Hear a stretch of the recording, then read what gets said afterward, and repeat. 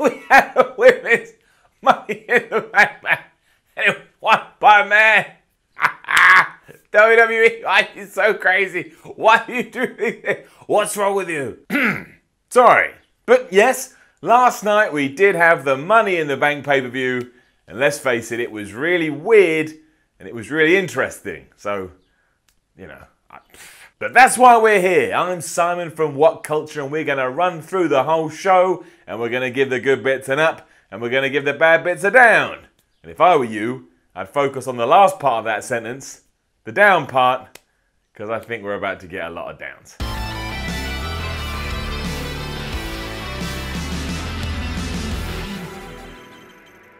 So yeah, WWE opened up with the first ever women's Money in the Bank ladder match, and it was exciting, and it was historic, and we were all ready and we were pumped for it.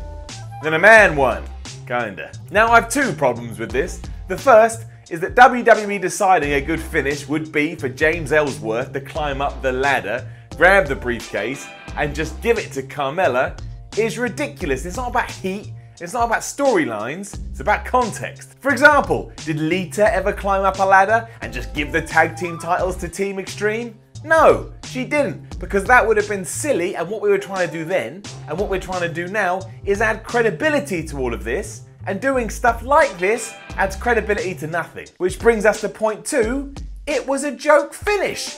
Much like the men's Money in the Bank match, we're trying to make this all feel legit and again credible, and going for silliness over seriousness doesn't work. And sure, Carmella can use this for a few weeks, but wouldn't it have served her better if she had actually grabbed it herself and she could ram that down people's throats? You can still use Ellsworth. He can pick up a ladder, or he can hoist Carmella onto his shoulders. He didn't have to go this way. But don't take the shine off Carmella.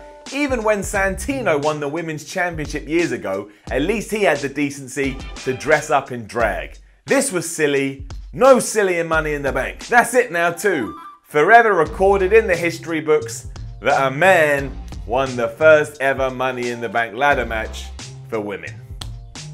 Sometimes. Which brings us to another down for the evening, because straight after that we had the tag team title match, and that was filled with shenanigans too. Down. Now I actually enjoyed the match, and I think the Usos are fantastic.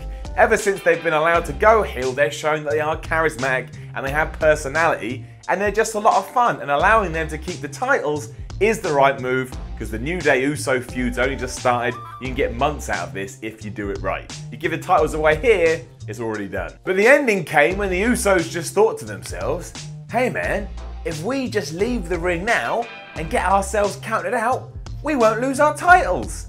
So they just legged it. Right? And again, I get it, they're the bad guys and they're trying to cheat to win and be assholes, but if this was their plan, why didn't they just do that to begin with? Roll in the ring and then roll back out again before anybody's punched you in the face, because what it meant was we're 2 matches down and we haven't got any proper finishes. There's no closure, it's just nonsense. And that's meant to be the whole point of the pay-per-view. You build up on TV, you get to the main event, and then you pay some stuff off. But nothing's being paid off. Somehow this is all part of the story too, because then we started cutting to tweets from Daniel Bryan, who said, oh, this is not good, and I'm gonna come there and be on SmackDown and sort it all out. So essentially saying, yeah, you're meant to be annoyed by all the non-finishes. This is crazy. Which brings us to Naomi versus Lana, and you know what? Compared to everything else on the show, at least they tried really hard. They gave it their best effort. It wasn't exactly that bad, so it gets an up. Given it was Lana's main roster debut, I thought she did decent enough. And Naomi is just a really good athlete. So it was fine, it was okay. Not gonna complain about it here, especially given what came before. The cash-in tease with Carmella didn't really work for me because it just felt incredibly unbelievable. Like, it was so shallow. You kind of knew they're just doing this for the sake of doing it. So that sucked, but I guess it added a nice angle to things. Again, it wasn't bad, so I'm not going to criticize, even though I just did. It probably would have been better if WWE had actually just pulled the trigger here, so Carmella could have left with some momentum behind her, but they didn't. Again, no harm, no foul, passable, okay. Thankfully, we then had what was probably the biggest up of the evening, as we had a surprise Fashion Files segment, and it was hilarious. Those two are my heroes. Up. I'm not even going to dissect it here, I'm just going to encourage you all to actually go out there yourselves and watch it, and if you're a fan of old school wrestling references, prepare yourself for a fantastic voyage of awesomeness. It did lead me to think they were actually going to have a match against a special tag team though, and, you know, round up all these Fashion File segments as it seemed to hint at, and then they took on the Ascension. But still, it's getting up. Fashion Police got the win. They could have been the best thing on the whole pay-per-view. I want them to get a massive push, and if you can just give me loads of merchandise, WWE, that would be fantastic. Didn't really mean anything in terms of the card, but by this point, good grief did I need to be entertained. And I was entertained, and there's every chance on SmackDown we get the real reveal of the team, and hopefully it's like a heel American Alpha, and this actually goes into a good feud. But it was fine, and it was happy, and it made me laugh. Then there was another up, because Maria and Mike Bennett debuted. And that was pretty good. I mean, they did just come out, do a little dance, have a little kiss, and then leave, but we've seen before in the past in other companies that they're really good as a pair, and if nothing else, SmackDown right now needs bodies, and this is more bodies. It's like a nice aside. I look forward to seeing what happens with them. And then there was Randy Orton versus Jinder Mahal for the WWE title. And you know what? I thought it was decent enough. I thought it was all right. It was a solid little match. It's getting it down. Why? Because of the finish. I get that we're behind Jinder at this point, and I get that he can't lose the title. But is this the best you could have come up with? Orton had the match won after an RKO, and then the Singh brothers interfered, because of course they did. Then the ref thought about disqualifying the Singh brothers, but he changed his mind, ejected them from the arena instead, and that distracted Randy Orton, and then Jinder Mahal hit his move, and then Jinder Mahal got 1, 2, 3, and it all just felt a bit meh. It was all kind of just there. It didn't make Jinder feel any more dastardly. Randy lost in his hometown in front of his father and a bunch of friends, so you didn't get that feel-good factor. When all was said and done, you're like, this is our world title program, and there's nothing against Jinder, and it's something against Randy, but it's just not there. It's not clicking. There's no chemistry. So yeah, it was fine, but fine was definitely not good enough, especially not on this evening, with everything else we had to go through. It was a shame. Like I say, there was no bad there, and I've said that, there was no bad, but what was this?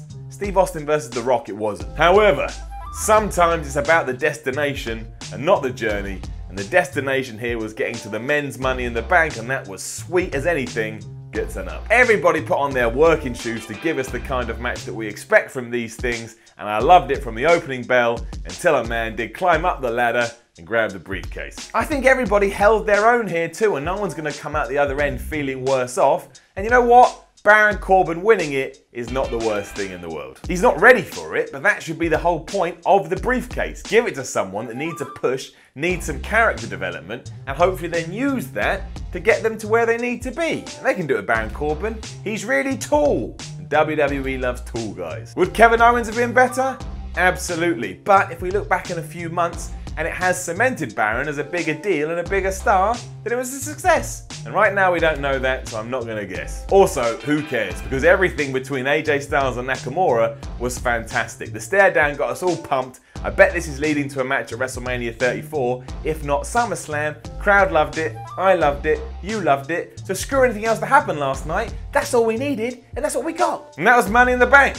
And let's be honest, as an overall show, it wasn't very good. Now, it doesn't mean there wasn't good bits in it, because there was. I get a lot of that saying, oh, how could you give up to a bad show? Well, something can be bad and still have highlights within it, but yeah, overall, not great. A shame, given that it was Money in the Bank and we all look forward to it. But let's see what happens on SmackDown. Although I imagine it may feel worse after that, because it does seem as if Daniel Bryan is just going to pop up and make all the same matches for the pay-per-view, because we didn't get any proper finishes.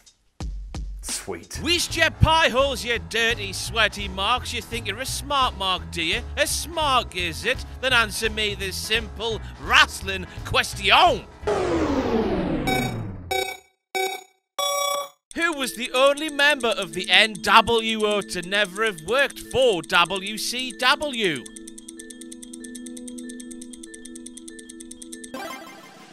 No, you're wrong again, because you're a sweaty mark. It was Shawn Michaels. Improve your knowledge and test your bastard self with the new WhatCulture Wrestling Trivia game, available now at shop.whatculture.com. Sweaty mark.